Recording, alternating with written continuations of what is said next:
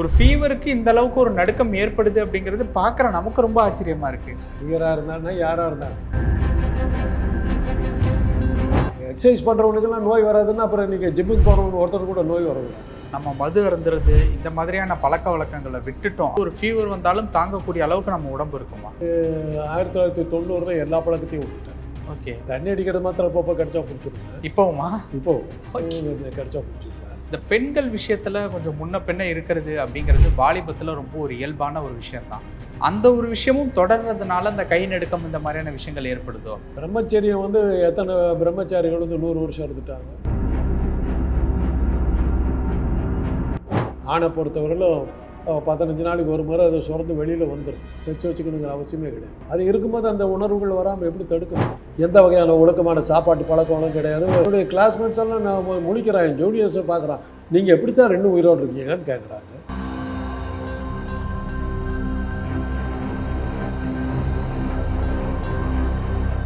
நடிகராக இருந்தாங்கன்னா யாராக இருந்தாங்க அவர் அதே ஓவராக அதை எக்ஸசைஸ் பண்ணுறதுங்கிறது ஒரு உடம்ப ஆரோக்கியமாக வச்சுக்கிறதுக்கான முயற்சி தானே ஒழிய அது உங்களுக்கு எக்ஸசைஸ்லேயும் நீங்கள் லிமிட்டு வச்சுக்கணும். எக்ஸசைஸ் பண்ணுறவனுக்கெல்லாம் நோய் வராதுன்னா அப்புறம் நீங்கள் ஜிம்முக்கு போகிறவங்க ஒருத்தர் கூட நோய் வரக்கூடாது. நோய் வந்தால் தாங்கிறதுக்கான சக்தியை கொடுக்கணும். அதுவும் 40 வயசுக்கு மேலே இருக்காது. எனக்கெல்லாம் சின்ன வயசில் நோய் வந்தபோது நான் சட்டையே பண்ணது ஆனந்தமாக சுற்றிக்கிட்டு இருந்தாள். இப்போ சின்ன ஒரு பல்லு வலின்னா கூட பயம் வருது. பயம் வருதுன்னா படுத்துக்கக்கூடாதுங்கிற பயம், மரணத்தை கண்டு பயம் இல்லை, நேரடியாக செத்து போயிடணும். ஹாஸ்பிட்டலில் போய் படுத்துக்கிட்டு 2 விஷயம், ஹாஸ்பிட்டலில் படுத்துக்கிட்டால் யார் நம்மளை பார்த்துக்குவாங்கங்கிற ஒரு பயம். அது மெயினாக அதுதான். பக்கத்தில் உட்காந்து பார்த்துக்கிட்டு இன்னும் யாரும் தயாராக இல்லை. பசங்கள்லாம் அப்பா எனக்கு வேலையாக இருக்குது, இப்போ படுத்துக்காத அப்படின்றாங்க. ஒரு அமெரிக்காவில் இருக்கும்போது ஒரு ஜோக் தான் சொன்னாங்க. ஏன்னா இவன் போய் சண்டேயில் இறந்துட்டான்றாங்க. என்னென்ன அன்றைக்கி லீவுனால அன்றைக்கி போய் எவன்டா போகிறதுக்கு, முந்தின நாள் சேர்த்துடக்கூடாது, அப்படியே போயிட்டு வந்துருக்கலாமே அப்படிங்கிறாங்க. அந்த அளவுக்கு இருக்குது. அப்படிலாம் ஒரு நம்பிக்கை தான். இப்போ எனக்கு அந்த பழக்கம்லாம் இருந்தது. எல்லாத்தையும் ஒரு சிச்சுவேஷனில் விட்டுட்டேன். விட்டு இப்போ எவ்வளோ நாள் சார் இருக்கும்? அது 1990 எல்லா பழக்கத்தையும் விட்டுட்டேன். ஓகே. தண்ணி அடிக்கிறது மாத்திரம் அப்பப்போ கிடைச்சா பிடிச்சிருவேன். இப்போவுமா? இப்போ கிடைச்சா பிடிச்சிருவேன். என்னாவது பார்த்துக்கலான்னு போயிடுறது. சிகரெட்டை அறவே ஒதுக்கிட்டேன் 90க்கு அப்புறம். 1990 இன்றைக்கி ஜனவரி 1 ஜனவரி பொங்கல் கழித்து விட்டேன். இன்றைக்கி வரலும் தொடவே இல்லை. சிகரெட்டை கண்ணால் கூட பார்த்துக்கேன். சிகரெட் இல்லாமல் இருந்ததே இல்லை. ஆதிவாசிகள் வச்சுக்கிற கல்ராய மலையில் போய் இருக்கிறேன். அங்கே சிகரெட்லாம் கிடைக்காதுன்னு சொல்லிட்டு கட்டுக்கட்டாக சிகரெட்டை வாங்கிட்டு தான் அங்கே மலைக்கு போய்ட்டேன். அந்த அளவுக்கு வாழ்ந்தவன் நான். அப்படி இருந்த ஆள் அது ஒரே நாள் ஆசிரியர் சொன்னார், சுப்பையங்கிற என்னுடைய ஆசிரியர் சொன்னார் விட்டுருன்னாரு. அன்றைக்கே விட்டுட்டேன். ஜஸ்ட் மரியாதை இல்லை, எதுக்குடா குடிக்கிறேன்னாரு. எனக்கு யோசித்து பார்த்தேன், எதுக்கு குடிக்கணும் விட்டேன். அவ்வளோதான், விட்டேன். அதனால் என்னுடைய லாங்குவேஜ் இதை நான் சொல்ல மாட்டேன். இருந்துக்கிட்டு இருக்கேன். ஏன்னா பரம்பரையில் எங்கள் குடும்பத்துக்கு கொஞ்சம் நீண்ட ஆயுள் இருக்கிறதுனால. அது ஜெனட்டிக்கா சார்? ஜெனட்டிக்கு. அது எங்கள் அப்பா என்னுடைய தந்தை வழியில் நீடித்த ஆயுள் எங்களுக்கு நிறையா இருந்தது. எல்லாருமே 80 தாண்டிட்டோம்.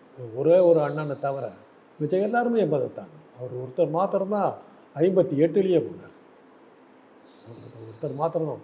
மிச்சம் எல்லாரும், நான் உட்பட என்னுடைய சகோதரி 84, அவங்க தான் நீண்ட ஆயுள். இப்போ நான் 83க்கு வந்துருக்கிறேன். பார்க்கணும், எல்லாருக்கும் பார்க்கணும். இதுக்கெல்லாம் ஏன்னா என்னுடைய தந்தையை பெற்ற பாட்டியார் 93 வருடம் இருந்தாங்க. என்னுடைய தந்தையார் 82 இருந்தார். மற்றவங்க எல்லாருமே 80 கிராஸ் பண்ணிட்டாங்க. சொல்ல முடியாதுங்க, சொல்ல முடியாது. பிரம்மச்சரியம் எத்தனை பிரம்மச்சாரிகள் 100 வருஷம் இருந்துட்டாங்க. இந்திரியத்தை கட்டுப்படுத்தணுங்கிறது ஒரு எல்லா சாமியாரும் பண்ணுறது. அதனால் அவங்க என்ன வாழ்ந்துட்டாங்க பெருசாக? இந்திரியத்தை கட்டுப்படுத்துறதா சொல்கிறதெல்லாம் பொய். அது ஆணை பொறுத்தவரையிலும் 15 நாளைக்கு ஒரு முறை அதை சுரந்து வெளியில் வந்துடும். செச்சு வச்சுக்கணுங்கிற அவசியமே கிடையாது. அது இயற்கை. அது பருவத்துக்கு வந்ததுக்கு பிறகு இது பண்ணி. அதே மாதிரி தான் பெண்களுக்கு மாதவிடாய்ங்கிறது தான் தீரும். அது இருக்கும்போது அந்த உணர்வுகள் வராமல் எப்படி தடுக்க முடியும்? தப்பு பண்ணல, அதாவது அந்த இடத்துக்கு போகலை, செக்ஸு வச்சுக்கலன்னு ஒன்றா சொல்லாமல் செக்ஸு உணர்வை கட்டுப்படுத்துகிறது பொய். கண்ணதாசன் பாட்டு தான்.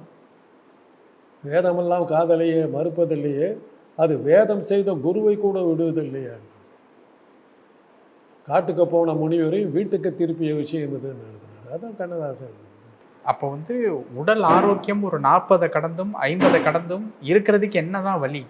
இருக்கிறவர்களும் இருந்துக்கிட்டு போங்க, ஆரோக்கியமாக இருக்கிறதுக்கு பாருங்கள், அவ்வளோதான் சொல்ல முடியும். நல்லபடியாக சாப்பிடுங்க, நல்லபடியாக மனசை வச்சுக்க, நல்லபடியாக இருங்க. இது நீண்ட ஆயுளோட வாழ்கிறதுக்கான காரணங்களை சொல்லவே முடியாது. இப்போ நம்மளை வளர்க்கும் போது சொல்கிறாங்கல்ல, புகை பிடிக்கக்கூடாது, மது அருந்தக்கூடாது, பெண்கள் விஷயத்தில் ரொம்ப கவனமாக இருக்கணும். அப்போ இதெல்லாம் பண்ணாமல் இருந்தால் இதெல்லாம் கரெக்டாக இருக்கலாமா? அதெல்லாம் வழக்கமாக சொல்கிறது. அப்படி இருந்தவங்க எத்தனை பேர் நல்லபடியாக இருந்தாங்கிறது அடுத்த கேள்வி இருக்குது.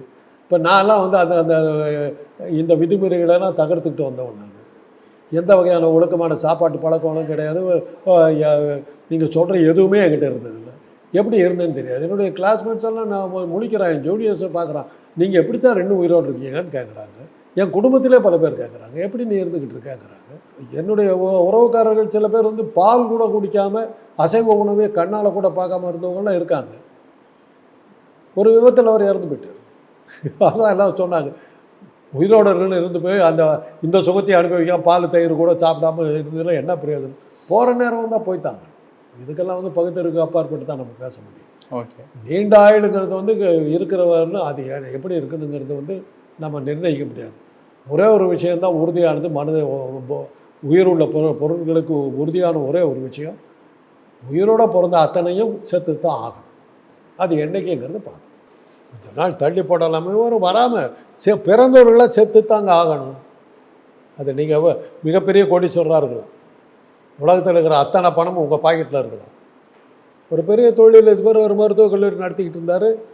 அவர் உடல்நிலை சரியில்லாதோன்னா மருத்துவமனையிலேயே ஒரு இதை போட்டு அங்கேயே வந்து தங்கிட்டாங்க, குடும்பமே வந்து தங்கிட்டாங்க. எதுனாலும் உடனே பார்த்துக்கிற மாதிரி மருத்துவமனையிலே அவர் இருந்தார். நடக்கலையே, அத்தனை டாக்டரும் பக்கத்தில் இருந்துக்கிட்டு தான் இருந்தாங்க. என்னுடைய நண்பர் ஒருத்தர் வந்து மருத்துவமனையில் வந்து மயக்க மருந்து நிபுணர், ஒரு பேஷண்ட்டுக்கு ரெடி பண்ணிகிட்டு இருக்காரு. ஆப்ரேஷன் தேட்டரில் ஒரு ஹார்ட் அட்டாக் வந்துருச்சு. அப்படியே கீழே விழுந்தார், ஆப்ரேஷன் தேட்டரில் அத்தனை டாக்டர் நிற்கிறாங்க, அத்தனை பேர் தூக்கி போட்டு உடனே பார்க்குறாங்க, ஒன்றும் பண்ண முடியலையே, இறந்துட்டாங்க. அதெல்லாம் தான். என்னுடைய இன்னொரு நண்பர் வந்து அந்த பேஸ் மேக்கர் வச்சுருந்தாங்க, அந்த ஹார்ட்டில் இதயத்தில் வச்சுருந்தாங்க. அந்த சார்ஜ் போயிடுச்சுன்னு சொல்லிட்டு சார்ஜை மாற்றுறதுக்காக அந்த ஒயரை கழட்டிட்டு அடுத்த ஒயரை மாட்ட போகிறாங்க. ஒயரை கழட்டி அடுத்த ஒயரை மாட்டுறதுக்கு இறந்துட்டார். 2 செகண்ட். மரணங்கிறது தவிர்க்க முடியாது.